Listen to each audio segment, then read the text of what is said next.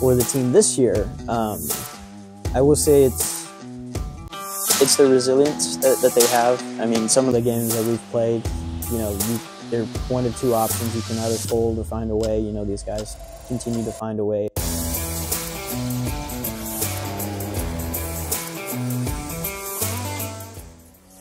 Hi, my name is Christiana Howell, and I'm an assistant athletic trainer here at Texas State University for our football team.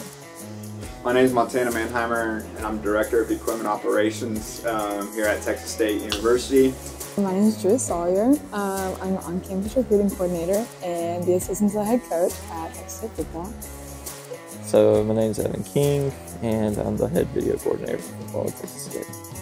Luis Mendoza, assistant equipment manager here at Texas State. For a practice day, we'll normally get into the training room around 5:30 in the morning. We'll do rehabs, treatments for guys who are injured or for anyone who has something new that popped up the night before and hadn't had a chance to come in yet. And then we'll also do taping during that time. And then at around 7, they'll go to team meetings, so we'll finish setting up the field for practice. And then at around 8, they'll come back. Some guys will come back and we'll get a rush of more people to tape, some last minute things to do before practice. And 8:30 is normally when practice starts. And then after that time, sometime between like 10:30 and 11-ish is normally when we get back in. We break down the field, we do rehabs and treatments post-practice for people who are about to go into lifts, and then just for guys who are going to come in who have some kind of injuries who need to get to class and they won't be able to have time to come in later during the day, they'll come in. So we'll probably get out of here around like 6-ish. It's really different every day, honestly. I would say a lot of times, like right now in season specifically, kind of just getting with, we have like a recruiting coordinator also, Coach Martinez, and so getting with him like early on in the week, like, hey, who do you want to invite to the game this weekend recruiting wise? I do a lot of like checking my email because they like email me to sign up.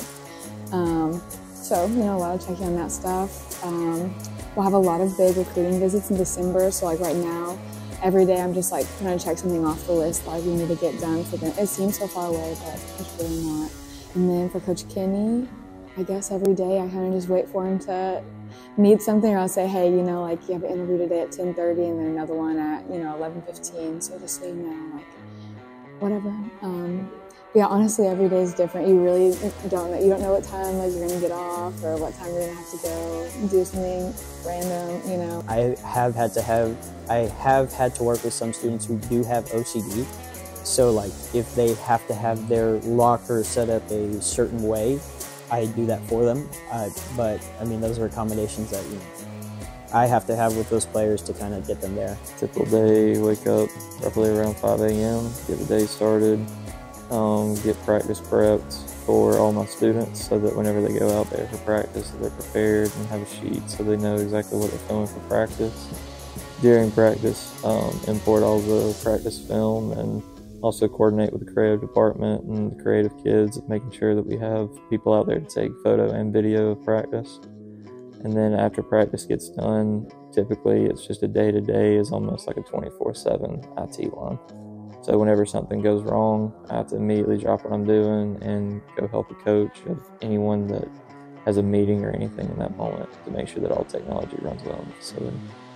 Typical days is, you know, start out for practice and get game prep in the afternoon ready to go, and we're out of here by 6 o'clock at night, so it's a good 12-hour work day of getting everything prepped each day. Luckily, I'm not the one doing the testing. We send everything off to our reps to do the testing for us. You know, we just kind of look at how most of our stuff is during season, is just trying to maintain it. So that's a big portion of our job is player safety. You know, especially dealing with head and shoulders and just your whole body. They're taking a pounding each and every day. So, and after this, so once the season's over with, we always send our helmets and shoulder pads to get reconditioned. So the players have pretty much brand new equipment each and every year to where they feel comfortable and safe every time they go out. I've been doing a lot of little stuff that I think that's kind of why it's like been beneficial for people like schools to have like a woman doing like on-campus recruiting, is like thinking of cutesy little things. Not that these have been, you know, total game changers like in our recruiting game, but just little details of stuff like I'll order like custom cookies with like that say Take Back Texas for like their hotel room, or like I've gotten them like cakes in the hotel room that say like Take Back Texas on them, or little things like that.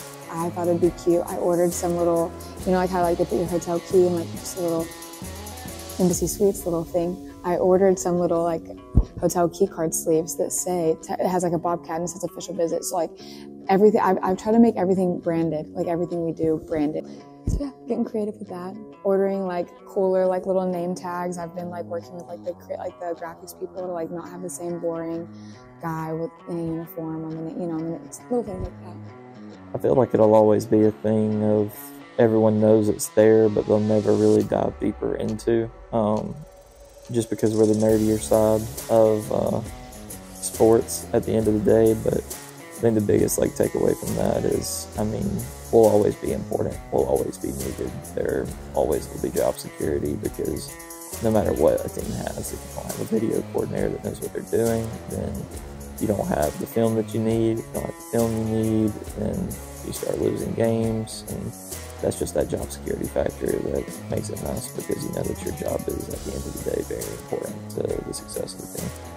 That's been one of the things we've had to dive in this year, is taking on the full creative role, not having one here. The biggest one there is you have to be able to tell the story the correct way. You have to build your internal story, figure out what these guys are like. Sometimes you have to kind of play around with it and make sure it fits, and sometimes it's easy, sometimes it's hard. With these guys, it's super easy. You just build a narrative of what they want the outside public to believe. The hardest thing about doing both is time. Not having the amount of people you need to actually be able to do the job to a good standard. That's always why we try to reach out to kids, and it's a tough thing sometimes, especially at a smaller institution and all, of trying to get kids that want to get into this and try to get them here with the amount of time you have to put into it. Creatives may not be here every day, but creatives are the ones that are sitting at the house nonstop working on graphics. They work on video, they do this and that. But the hardest stretch of it all is just, you have to build that storytelling line while I'm a 24/7 IT guy. I think being a woman just in a male-dominated sport can be kind of difficult sometimes. I think without people even realizing it, a lot of the guys can gravitate more towards our head athletic trainer, Brendan, just because he's a man. They feel more confident talking to him about things. They might feel like he knows a little bit more, but Brendan's really good about reassuring them that they can also talk to me. We have the same certification, and so that's really nice. A lot of that really stems down to kind of what I always tell people with videos. A lot of people don't know that video exists.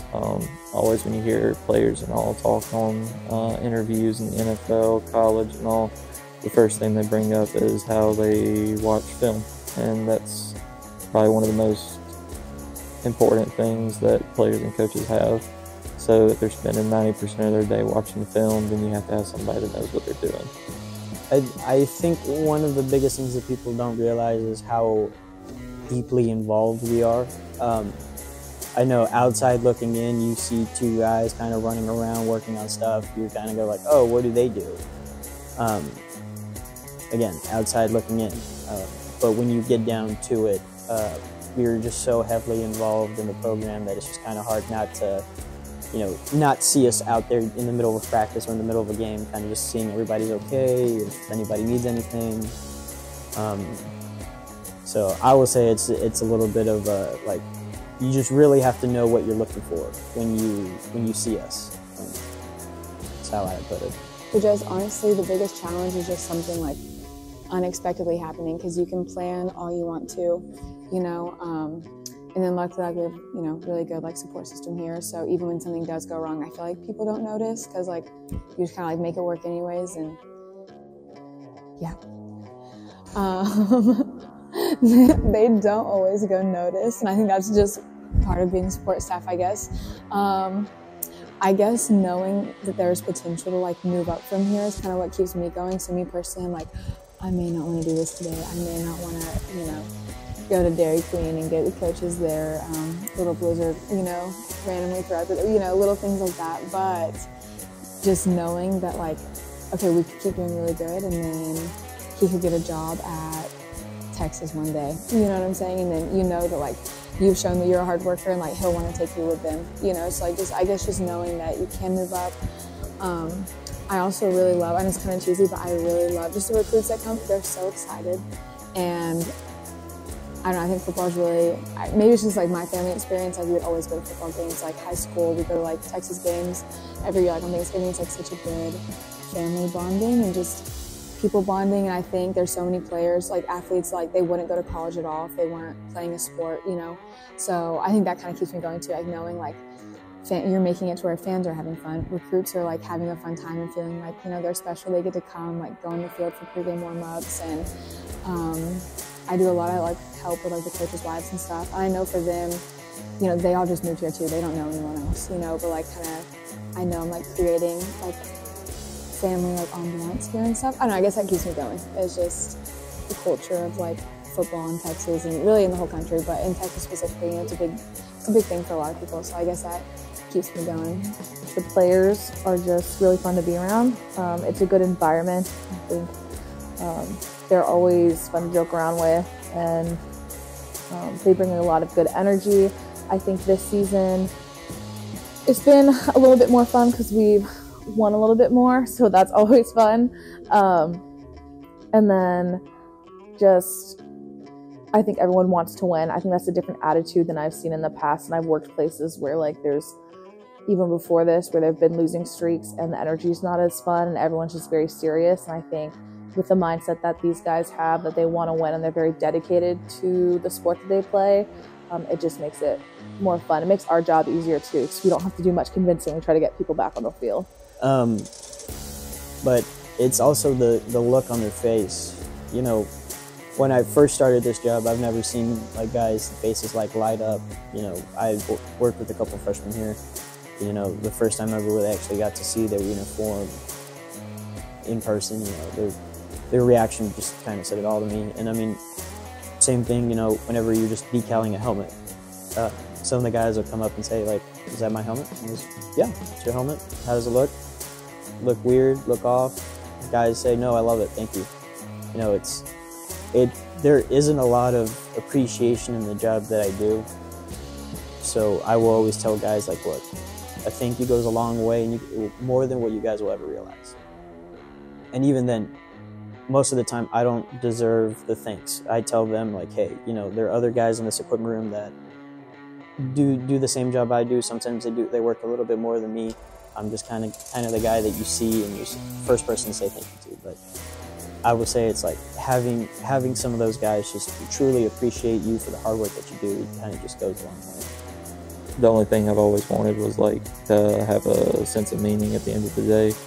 And I know with video and all, it's something that meshes well with my love of sports and my love for computers.